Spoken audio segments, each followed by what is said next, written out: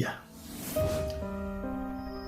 Quiero dirigirme a esta hora al distrito del Carbón, los pastores, pastoras, hermanos todos, como también a los hermanos del Templo Central, Lota, para poder saludarles y desearles ricas bendiciones. Quiero aprovechar la oportunidad de poder hablar de la palabra, sobre todo en los sufrimientos de Cristo nuestro Señor, que a través de su gran amor, Él ofrendó su vida para rescatarnos a nosotros. Por ejemplo, estando en la cruz, el Maestro pronunció 7 palabras y quisiera hacer mención de ellas y poder en parte exhortar sus palabras, sus enseñanzas y el gran ejemplo que Él nos dejó. Por ejemplo, las palabras que Él pronunció en la cruz y alguno de sus significados. Empezamos, por ejemplo, la palabra de perdón. Estando Él clavado en la cruz, antes de expirar,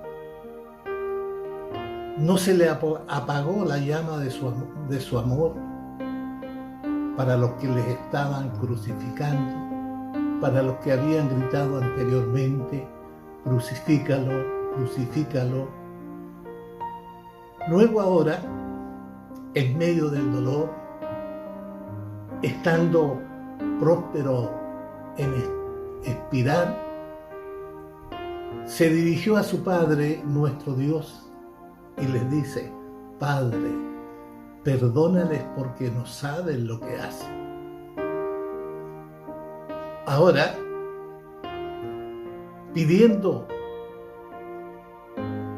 el perdón por sus pecados, Él demuestra que no se le extinguió su amor por el mundo, porque Él vino a cumplir la tarea de abrirnos la puerta de la salvación para llegar un día al Padre. Nos deja un legado, nos deja un gran ejemplo. ¿Qué es lo que estamos haciendo nosotros? Si decimos que somos cristianos, si alabamos a Dios, si hemos conocido quién es Cristo y cuál es el camino a seguir, tenemos que entrar entonces por el ejemplo del Maestro y perdonar a quienes nos han ofendido, a aquellos que nos han hecho algún daño, porque perdonando nosotros seremos perdonados por el Señor. Si no perdonamos, prácticamente nos hacemos daño a nosotros mismos. Jesús no responde nuestra oración. Si no perdonamos, tampoco somos perdonados y no hay paz, no hay gozo en nuestras vidas, porque a la verdad le cerramos la puerta al Espíritu Santo. Cuando nosotros perdonamos, descansamos de todo dolor, de toda angustia, descansamos del odio, porque a través del amor aún podemos alcanzar la santidad de nuestra vida, la salud de nuestro ser, porque muchas veces hay gente que odia por años y nunca ha perdonado, pero viven enfermos, viven como si dijéramos estérilmente, porque el gozo de Dios no ha inundado vuestros corazones. Les invito que si usted de alguna manera no ha perdonado, entre por el perdón, para que su oración sea escuchada para que su oración sea respondida por Cristo nuestro Señor y pueda llevar un evangelio de amor, de paz, de perdón.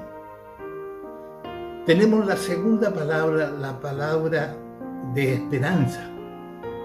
Estando en la cruz, Él fue clavado en medio de dos malhechores. Uno le decía: desciende tú y haz que nosotros también descendamos de la cruz. Pero hubo uno que se reconoció como pecador, refutó las palabras de quien había sido su compañero en vida y luego le dice: tú no temes a Cristo, nosotros estamos acá pagando lo que hemos hecho. Sin embargo, él sufre, es inocente de todo lo que está haciendo. Al refutar las palabras de su compañero, luego pronuncia las palabras y le dice: acuérdate de mí cuando estés en tu reino. Jesús estuvo presto para perdonarle, porque vio que sus palabras eran sinceras, porque hubo en él un arrepentimiento, una confesión, y luego Jesús le dice: hoy estarás conmigo en el paraíso. Esa palabra hoy, tiempo presente, de inmediato, prácticamente Jesús lo atendió y lo salvó. De tal manera que nosotros debemos tener siempre esa palabra de esperanza, esa palabra de arrepentimiento. Por ejemplo, Juan el Bautista, su predicación era arrepentido.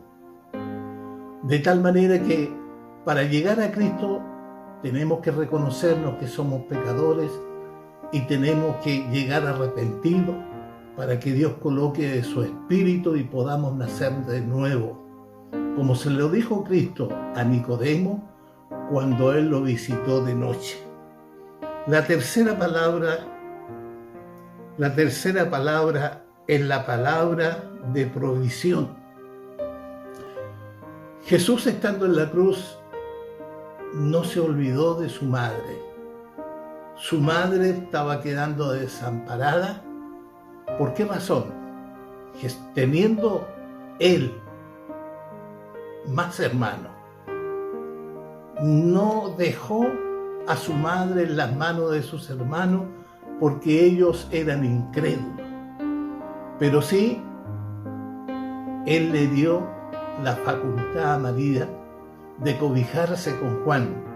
Y vuelvo a decir, le dijo: mujer, he ahí tu hijo.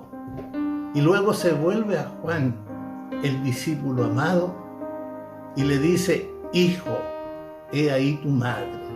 La Escritura nos enseña que de inmediato él la recibió en su casa. Ahora yo le digo a usted, ¿está proveyendo el Evangelio a su familia? ¿Quién es su familia? Su padre,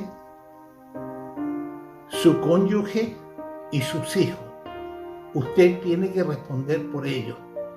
Aún Pablo nos dice que aquel que no provee para los suyos ha negado la fe y es un impío. Nosotros debemos, aunque sea en la última etapa de nuestra vida, acordarnos de nuestra familia, dejarlos bien encaminados, sobre todo en el Evangelio, y proveer para ellos para que tengan un buen pasar. La palabra del grito de desolación. Estando en la cruz, él se encontró solo, como que lo desamparó su padre, y luego le dice: Dios mío, ¿por qué me habéis desamparado? Vemos que Dios, hermanos, tuvo que quitar la vista de Cristo. No se trata que lo haya olvidado, que lo haya desamparado. Pero ¿por qué Dios quitó la vista de Jesús? Vemos que el pecado nos separa de Dios, nos ajena. Realmente que teniendo heridas, pecado en el corazón, nosotros no podemos llegar al Padre donde Él está. Porque a la verdad, nosotros con nuestra oración, a través de nuestro espíritu, le adoramos en el cielo mismo, donde está a la diestra de Dios Padre, para que Él nos responda a nuestra oración, y así también como el pecado nos separa de Cristo a nosotros, Él, cargando el pecado del mundo, pagando, por qué no decir, nuestras deudas, Él se hizo maldito, porque la ley decía que era maldito aquel que moría en una cruz. Pero no le importó cargar el pecado, ser maldito. Lo que le importaba era practicar el amor y abrirnos la puerta de salvación para un día llegar a la presencia de Él mismo, al cielo, cuando sea nuestro llamado de esta tierra, cuando Él nos retire de este escenario, para poder así ser atendido por Dios, ser atendido por Cristo mismo. Tenemos, por ejemplo, también la palabra de angustia. Fue algo físico y Él dijo: tengo sed. A la verdad nadie le dio, por decir, agua o algún líquido para mojar sus labios y poder apagar esa sed. Pero hubo un soldado que le dio un líquido mezclado con vinagre. Él no lo tomó.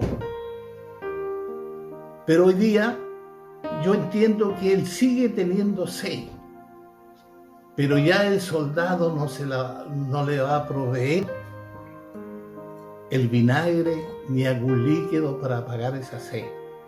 Los que debemos de apagar esa sed somos sus hijos. Somos los que hemos sido llamados por Dios para ser renovados, para ser cambiados, para ser sus siervos, sus servidores. Él tiene sed de alcanzar a todo el mundo, porque a la verdad la Escritura nos dice: de tal manera amó Dios al mundo, que dio a su Hijo unigénito, para que todo aquel que en Él crea no se pierda, mas tenga vida eterna. Ahora esa sed debemos de apagársela nosotros, ganando almas, hablando del Evangelio, demostrando una vida de paz, de amor, de tal manera que Él mismo nos dice: vosotros sois la sal de la tierra. Y si la sal se desvaneciere, ¿con qué será sazonado el mundo? Por lo tanto, nosotros como sal, como luz, debemos de apagar esa sed del Maestro. Bueno, tenemos la sexta palabra, que es la palabra de triunfo. Y Él exclama y dice: consumado es. No es una palabra o un grito de derrota. No es una palabra o un grito de angustia, de desolación, sino que es una palabra de triunfo, porque Él vino a rescatarnos del mundo. Él vino a extendernos esta invitación para que le aceptemos y tomemos el camino que es Cristo para llegar al Padre. Ahora, Él triunfó, porque Él venía a abrir la puerta de la salvación. Él venía ahora a pagar el pecado de aquel que se arrepintiese, aquel que le quisiese aceptar, de tal manera que fue un triunfo de Él, porque se comprobó, estando en la cruz, que desde las 12 del día hasta las 3 de la tarde hubo tinieblas sobre la tierra. Se comprobó con un gran terremoto que se produjo antes que Jesús muriera. Se comprobó porque el velo del templo se rasgó de arriba abajo, dando a entender que así como se abrió el templo, se abría el cielo para el pecador arrepentido, para aquel que creyera en Él, para aquel que realmente lo aceptara y le sirviera. Yo le extiendo una invitación a todos los que me escuchan para que usted dé un paso de fe, porque alguien pagó sus pecados, pero Él espera que usted crea en Él, que usted le acepte, que usted realmente pueda llegar con su corazón contrito y humillado para que sea recibido ante Jesús como fue recibido el ladrón que fue crucificado en la cruz junto a Cristo nuestro Señor. Tenemos la séptima palabra que nos dice, la palabra de confianza. ¿Cuál es la palabra de confianza? Jesús, antes de expirar, antes de entregar a su espíritu, antes de dejar de existir en esta tierra, se dirigió al Padre y le dice, Padre, perdónale. Y le dijo al Padre, en tus manos encomiendo mi espíritu. De tal manera que su espíritu estuvo bien seguro en las manos de Dios mismo. Jesucristo era Dios, pero Él vino a cumplir una misión acá, de tal manera que así también nosotros, para asegurar nuestra vida, para asegurar nuestra salvación, debemos de encomendarnos hacia nuestro Dios, debemos de encomendarnos y orar para que Dios nos pueda responder y nos pueda bendecir, para que de esta vida, que es una vida incierta, pasemos de muerte a vida, confiando como Jesús confió en Dios. En tus manos encomiendo mi espíritu. Así nuestra vida, nuestro espíritu, nuestro quehacer diario, debemos de encomendarnos hacia Cristo o hacia Dios para depender de Él en todo sentido. Depender cuando nosotros tenemos que viajar, tenemos que dirigirnos a Él en oración. Cuando nosotros tenemos que tomar una decisión, tenemos que pedirle a Él que nos dirija y nos guíe con su Santo Espíritu. En todo momento, sobre todo los jóvenes y adultos que contraen matrimonio, tienen que pedirle a Dios que les presente su compañero o su compañera. Quiera Dios bendecirnos y quiera Dios ayudarnos para que este mensaje que ha sido entregado pueda hacer vida en cada corazón y pueda pensar que Jesús murió, sufrió por nosotros. Por ejemplo, Primera de San Juan,